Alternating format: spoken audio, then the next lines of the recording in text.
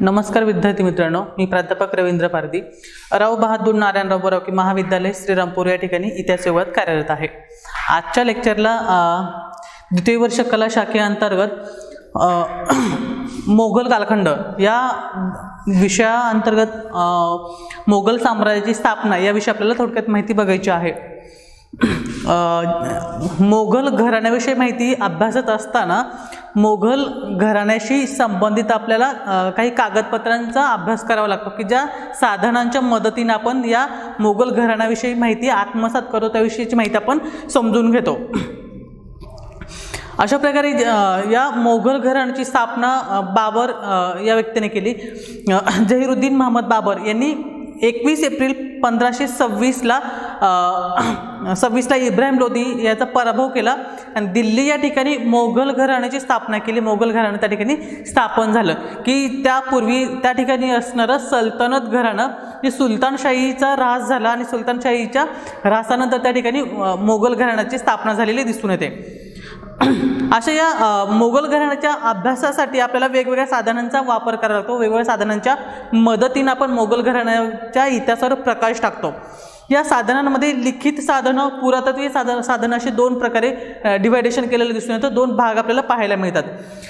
त्या लिखित साधनामध्ये अस्सल साधनं आणि दुय्यम साधनं अशा प्रकारचे आपल्याला त्यामध्ये भेद पाहायला मिळतो। अशा प्रकारे वर्गीकरण केल्यानंतर आपण संबंधित साधनांच्या मदतीने या मोगल घराण्याविषयी किंवा मोगल साम्राज्याविषयी माहिती आपण आत्मसात करू शकतो किंवा त्याविषयी माहिती आपण समजून घेऊ शकतो।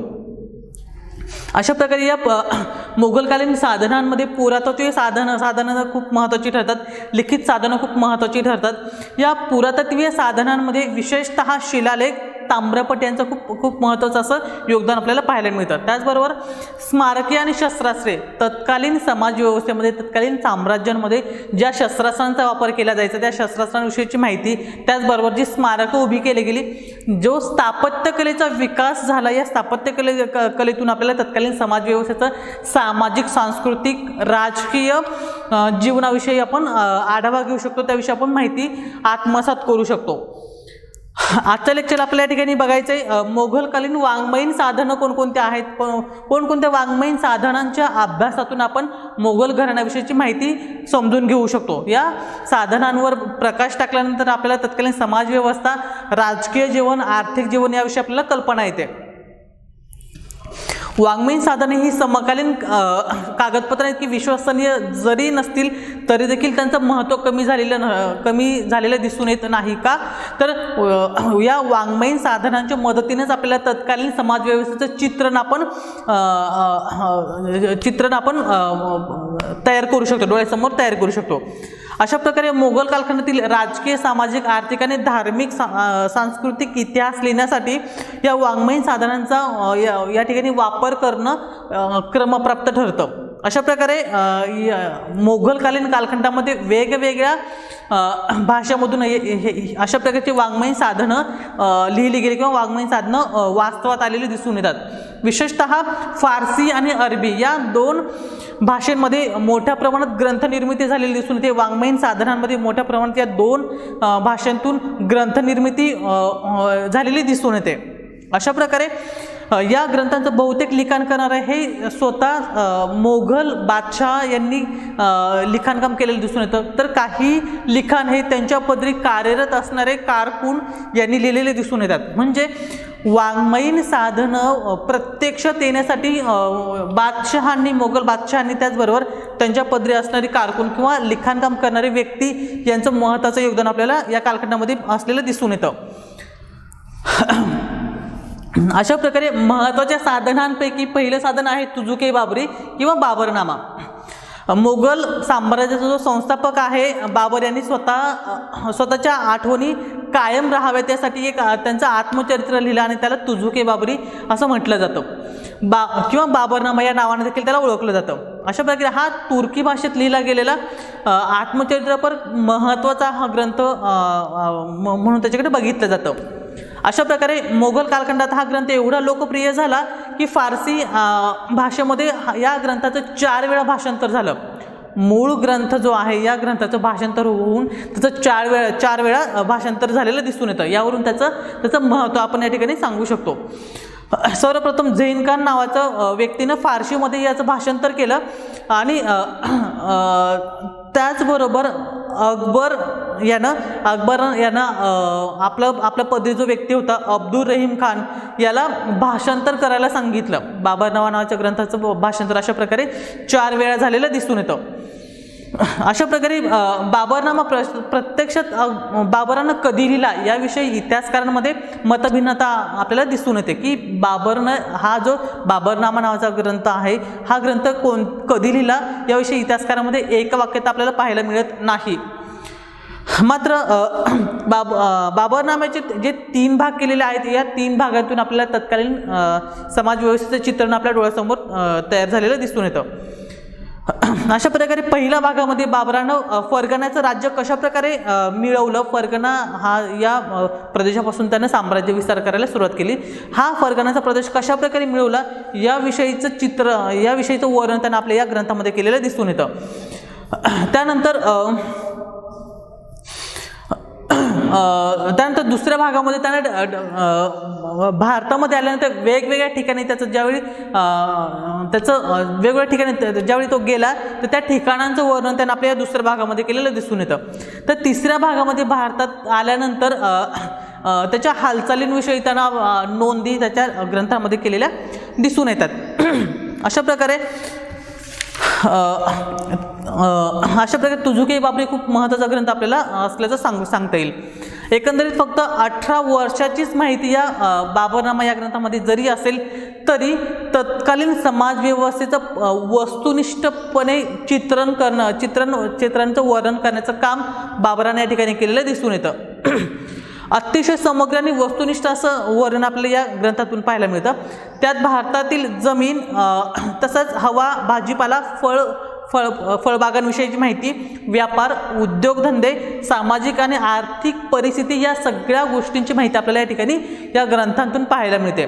अशा प्रकारे महत्त्वपूर्ण असा बाबरनामा नावाचा ग्रंथ आपल्याला या ठिकाणी पाहता येईल. बाबराच्या निरीक्षण शक्तीचा प्रत्यय आपल्याला या ग्रंथात पाहायला मिळतो. बाबराच्या प्रामाणिकपणाबद्दल देखील हा ग्रंथ साक्ष देतो. अशा प्रकारे वेगवेगळे इतिहासकारांनी या ग्रंथ अभ्यासल्यानंतर ग्रंथाचा आधार घेतल्यानंतर या ग्रंथाविषयी आपलं मत व्यक्त केलेलं आहे. त्यापैकी लेनपूल नावाचा इतिहासकार असं म्हणतो की बाबरानं अतिशय प्रामाणिकपणानं हा ग्रंथ लिहिलेला आहे असं त्याचं मत आहे. तर इलियट नावाचा इतिहासकार देखील बाबराच्या या आठवणींविषयी विश्वसनीयता व्यक्त करतो. अशा प्रकारे वेगवेगळ्या इतिहासकारांनी बाबराच्या बाबरनामा नावाच्या ग्रंथ आधारभूत मानलेला दिसून येतो. अशा प्रकारे असं जरी असेल तर देखील आपल्याला काही प्रमाणात दोष या बाबरनामा ग्रंथामध्ये पाहायला मिळतात. विशेषतः बाबरानं स्वतःचं मन आणि भावना या ग्रंथामध्ये नोंद केलेल्या दिसून येतात. त्याचप्रमाणे सत्य सांगत असताना काही ठिकाणी कल्पना विलास या ग्रंथामध्ये आपल्याला पाहायला मिळतो. अशा प्रकारे काही प्रमाणात या ग्रंथाचा दोष असून देखील बाबरनामा हा ग्रंथ इतिहास लिहिण्यासाठी विशेषतः मोगलांचा इतिहासाची सुरुवात म्हणून खूप महत्त्वाची भूमिका बजावत असलेला दिसून येतो. त्यानंतर दुसरा ग्रंथ आहे हुमायूननामा. या ग्रंथाची जी लेखिका आहे गुलबदन बेगम ही बाबराची मुलगी होती आणि हुमायूनची सावत्र बहीण होती. बाबराचा मृत्यू झाला तेव्हा ती फक्त 8 वर्षाची होती. त्यानंतर हुमायूनं तिचं पुढे पालन पोषण केलं. तिला वेगवेगळ्या तिच्या शिक्षणासाठीचा त्यानं विचार केलेला दिसून येतो. अशा प्रकारे ती गुलबदन बेगम ही सुविद्य आणि सुसंस्कृत आपल्याला असलेली सांगता येईल. 1557 मध्ये अकबरानं तिला आग्रा या ठिकाणी बोलवलं आणि त्या ठिकाणी तिला शिक्षणाचे धडे द्यायला सुरुवात केली.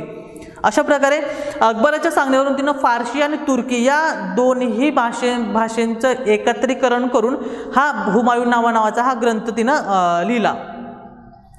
बाबर व हुमायून या दोन बादशहांच्या घरगुती जीवनाविषयीची महत्त्वपूर्ण माहिती गुलबदन बेगम यांनी आपल्या ग्रंथामध्ये त्याचं नोंद केलेली दिसून येते. अशा प्रकारे साहित्यिक व ऐतिहासिकदृष्ट्या या ग्रंथाचं महत्त्व अनन्यसाधारण असलेलं दिसून येतं. त्याचबरोबर हुमायून आणि बाबर यांच्या काळातील अनेक घटनांची प्रत्यक्ष साक्षीदार असल्यानं या ग्रंथाला महत्त्वाचं स्थान मिळालेलं दिसून येतं. त्याचबरोबर बाबर आणि हुमायून यांच्या पत्नी, त्यांची मुले, त्याचबरोबर मुली आणि कुटुंबातील इतर व्यक्तींशी संबंध कसे होते याविषयीचं विस्तृत असं विवेचन त्यांनी आपल्या या ग्रंथामध्ये केलेलं दिसून येतं. तर अशा प्रकारे महत्त्वाचा असा ग्रंथ हुमायूननामा की ज्याच्या मदतीने आपण मोघल इतिहासावर प्रकाश टाकू शकतो, मोघल इतिहासाचा आपण या ठिकाणी आढावा घेऊ शकतो. त्यानंतर आहे कानून ए हुमायूनी. ख्वादामीर नावाच्या व्यक्तीनं या ग्रंथाचं लिखाण केलेलं दिसून येतं. 1527 मध्ये हा इराणमधून भारतामध्ये त्याचं आगमन झालं, भारतामध्ये तो आलेला दिसून येतो. बाबरानं त्याला आपल्या पदरी ठेवलं आणि बाबराच्या पदरी असताना त्यानं हा महत्त्वपूर्ण असा ग्रंथ लिहून ठेवला. बाबराच्या शेवटच्या 3 वर्षात तो एक विद्वान गृहस्थ म्हणून त्याची ओळख त्याने निर्माण केलेली होती. हुमायूनच्या कारकिर्दीत त्यानं हुमायूननामा व कानून ए हुमायूनी नावाचे असे 2 ग्रंथ त्यानं या ठिकाणी लिहून ठेवले. अशा प्रकारे त्याच्या ग्रंथामध्ये मोघलांचे महत्त्वपूर्ण असे कायदे, त्याचबरोबर काही जाहीरनामे, तसंच वटहुकूम या अशा वेगवेगळ्या गोष्टींवर त्यानं प्रकाश टाकलेला दिसून येतो. वेगवेगळ्या गोष्टींचा त्यानं आपल्या ग्रंथामध्ये उल्लेख केलेला दिसून येतो. अशा प्रकारे हुमायूनच्या वैयक्तिक आवडीनिवडींविषयी त्यानं विशेषतः आपल्या ग्रंथामध्ये त्याचं नोंद केलेली दिसून येते. त्याचबरोबर कानून ए हुमायूनमध्ये भारतातील सामाजिक आणि सांस्कृतिक जीवनाविषयीची महत्त्वपूर्ण माहिती आपल्याला पाहायला मिळते. अशा प्रकारे वेगवेगळे इतिहासकार या ग्रंथाचं मूल्यांकन करतात. डाऊनसन या इतिहासकाराच्या मते या ग्रंथामध्ये वेगवेगळे दोष असण्याची जरी शक्यता असेल तरी देखील या ग्रंथाचं महत्त्व नाकारता येत नाही, अशा प्रकारचं स्टेटमेंट त्यांनी या ठिकाणी दिलेलं दिसून येतं. हुमायूनच्या मृत्यूनंतर 30 वर्षांनी त्यानं हा ग्रंथ लिहिला म्हणून काही बहुतांशी घटना विसरू शकतात अशा प्रकारची आशंका इतिहासकारांनी या ठिकाणी व्यक्त केलेली दिसून येते. या ग्रंथात काही वाक्यरचना किंवा काही जे संवाद आहेत हे संवाद पात्रांच्या तोंडी बळजुबरीने वदवलेले आहेत अशा प्रकारचा आरोप काही इतिहासकार या ठिकाणी करत असलेले दिसून येतात. हुमायूनचा नोकर असून देखील हुमायूनच्या प्रारंभी जीवनाविषयीची माहिती त्या ग्रंथांमध्ये आपल्याला दिसून येत नाही, हा एक दोष या ठिकाणी सांगता येईल. अशा प्रकारे काही दोष जरी असतील तर देखील कानून ए हुमायूनी या ग्रंथाचं महत्त्व कमी झालेलं दिसून येत नाही. का तर संबंधित मोघलकालीन इतिहासावर प्रकाश टाकण्यासाठी महत्त्वपूर्ण साधन म्हणून या ग्रंथाचा या ठिकाणी वापर झालेला दिसून येतो. त्यानंतर आहे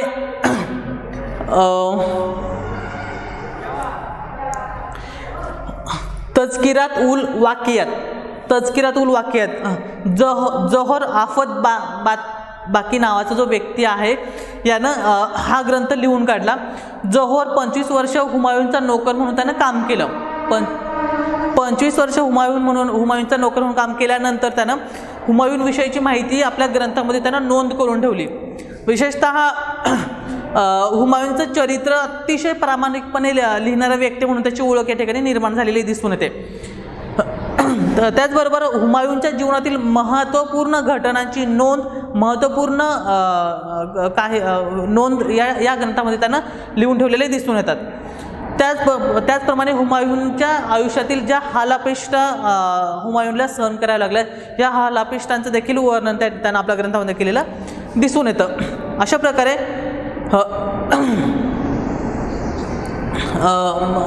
प्रकारे वेगवेगळ्या बाजूंनी मोगलकालीन समाजव्यवस्थेचं चित्रण त्यांना आपल्या ग्रंथामधून व्यक्त केलेलं दिसून येतं. तसंच या ग्रंथाचे दोष सांगायचं झाल्यास ज्या भौगोलिक नोंदी आहेत या भौगोलिक नोंदींमध्ये विरोधाभास आपल्याला पाहायला मिळतो. बहुतांशी ज्या भौगोलिक नोंदी आहेत यामध्ये आपल्याला तफावत असलेली दिसून येते. हा एक या ठिकाणी याचा वीक पॉईंट किंवा दोष सांगता येईल. त्यानंतर आहे तारीख ए रशिदी. तारीख ए रशिदी मिर्झा हैदर नावाच्या व्यक्तीनं हा ग्रंथ लिहिला. मिर्झा हैदर हा बाबरचा चुलत भाऊ होता की ज्यानं महत्त्वाच्या नोंदी आपल्या ग्रंथामध्ये त्याचा उल्लेख केलेला दिसून येतो. बाबरानं त्याला चांगली वागणूक दिली, आपल्या पदरी त्याला महत्त्वाचं असं पद दिलेलं दिसून येतं. मिर्झा हैदर हा एक चांगला सेनापती आणि मोठा विद्वान म्हणून त्यानं आपलं ओळख त्याने निर्माण केलेली दिसून येते. अशा प्रकारे त्यानं आपल्या ग्रंथाचे 2 भाग केले आणि पहिल्या भागात मोगलांची सर्व माहिती त्यानं त्या ठिकाणी स्पष्ट केली. तर दुसऱ्या भागामध्ये तुगलक, तैमूर आणि मोगल अशा घराण्यांची महत्त्वपूर्ण माहिती आणि नोंद आपल्या ग्रंथामध्ये त्यानं केलेले दिसून येते. भारतात ज्या वेगवेगळ्या लढाया झाल्या या लढायांची माहिती त्यानं आपल्या या दुसऱ्या भागात त्यानं त्याविषयी नोंद करून ठेवली. हुमायूनच्या कारकिर्दीत कनोजची जी लढाई झाली ही या कनोजच्या लढाईचं देखील वर्णन त्यानं आपल्या ग्रंथामध्ये करून ठेवलेलं दिसून येतं. अशा प्रकारे एक महत्त्वपूर्ण ग्रंथ म्हणून तारीख ए रशिदी या ग्रंथाकडे पाहिलं जातं. त्यानंतर आहे तारीख ए शेरशाही. अब्बास खान नावाच्या व्यक्तीनं तारीख ए शेरशाही नावाचा ग्रंथ वाङ्मयीन स्वरूपात लिहून पूर्ण केला. शेरशाहीच्या कारकिर्दीची सविस्तर माहिती देणारा हा महत्त्वपूर्ण असा ग्रंथ होता. अब्बास खान हा अल्पकाळासाठी अकबराच्या दरबारात 500 स्वारांच्या मनसबदार पदावर तो विराजमान झालेला होता. अशा प्रकारे शेरशाहशी संबंध आल्यानं विविध प्रशासकीय सुधारणांची विश्वसनीय माहिती त्यानं आपल्या ग्रंथामध्ये त्याची नोंद केलेली दिसून येते. अशा प्रकारे शेरशाहच्या काही चुकांची देखील नोंद त्यानं आपल्या ग्रंथामध्ये केलेली दिसून येते. त्यानं प्रामाणिकपणे लिहिलेल्या महत्त्वाच्या गोष्टी या ठिकाणी खूप महत्त्वाच्या ठरतात. शेरशाह विषयीच्या वेगवेगळ्या नोंदी त्यानं लिहून ठेवल्यामुळं शेरशाह हा इतिहासामध्ये अजरामर झाला की या तारीख ए शेरशाही नावाच्या ग्रंथामुळं शेरशाह विषयीच्या महत्त्वपूर्ण नोंद आपल्याला वर्तमान काळात अभ्यासनं सोयीस्कर झालेलं दिसून येतं. अशा प्रकारे शेरशाह या ग्रंथाचे 3 भाग केलेले असून पहिल्या भागात शेरशाहचा उदय आणि त्याच्या सुधारणांवर प्रकाश टाकलेला दिसून येतो. त्यानंतर दुसऱ्या भागामध्ये इस्लाम शहाचा इतिहास, तर तिसऱ्या भागामध्ये इस्लाम शहाच्या वारसांनी घातलेला गोंधळ या वेगवेगळ्या घटकांवर या कालखंडामध्ये प्रकाश टाकलेला दिसून येतो. अशा प्रकारे राजसत्तेवर पुन्हा येण्याचा मार्ग हुमायूनला राजसत्तेवर पुन्हा येण्याचा मार्ग मोकळा होणं अशा वेगवेगळ्या घटनांची साखळी या ठिकाणी आपल्याला पाहायला मिळते. अब्बास खान यानं या ऐतिहासिक वेगवेगळ्या घटनांची साखळी आपल्यासमोर स्पष्ट केलेली दिसून येते. त्यानंतर पुढचा शेवटचा आहे तारीख ए अकबरशाही. हाजी महम्मद या व्यक्तीनं तारीख ए अकबरशाही नावाचा हा ग्रंथ वाङ्मयीन स्वरूपात लिहिला. या अकबराच्या कारकिर्दीविषयीची माहिती सांगणारा हा ग्रंथ हाजी महम्मद आरिफ यानं लिहिला. अकबराच्या प्रसिद्ध वजीर मुजरफ खान याच्या नियंत्रणाखालील महसूल खात्यामध्ये हा महत्त्वाच्या पदावर त्यानं काही काळ काम केलेलं दिसून येतं. 1578 मध्ये त्यानं हा ग्रंथ पूर्ण केला. या ग्रंथात त्यानं अकबराच्या व्यक्तिमत्वावर व शासन पद्धतीवर महत्त्वपूर्ण अशी माहिती या ठिकाणी दिलेली दिसून येते. त्याचप्रमाणे रायपूर संस्थानाच्या ग्रंथालयात कंदहारी याचा मूळ ग्रंथ आपल्याला पाहायला मिळतो. अशा प्रकारे मोघलकालीन इतिहासावर प्रकाश टाकण्यासाठी अशा वेगवेगळ्या वाङ्मयीन साधनांचा वापर करावा लागतो. वाङ्मयीन साधनांच्या मदतीने आपण मोघलकालीन इतिहासावर प्रकाश टाकू शकतो की ज्या साधनांच्या मदतीने आपण मोघलकालीन इतिहास आत्मसात करू शकतो. हे वेगवेगळे जे ग्रंथ आहेत फारसी आणि अरबी भाषेत लिहिलेले, या ग्रंथांच्या मदतीने आपल्याला मोघलकालीन समाज व्यवस्थेचं चित्रण, मोघलकालीन सामाजिक जीवन, आर्थिक जीवन, राजकीय जीवन आणि सांस्कृतिक जीवन अशा सर्वांगानं प्रकाश टाकता येतो. त्यासाठी या वेगवेगळ्या ग्रंथांचा आधार घेणं अपेक्षित आहे.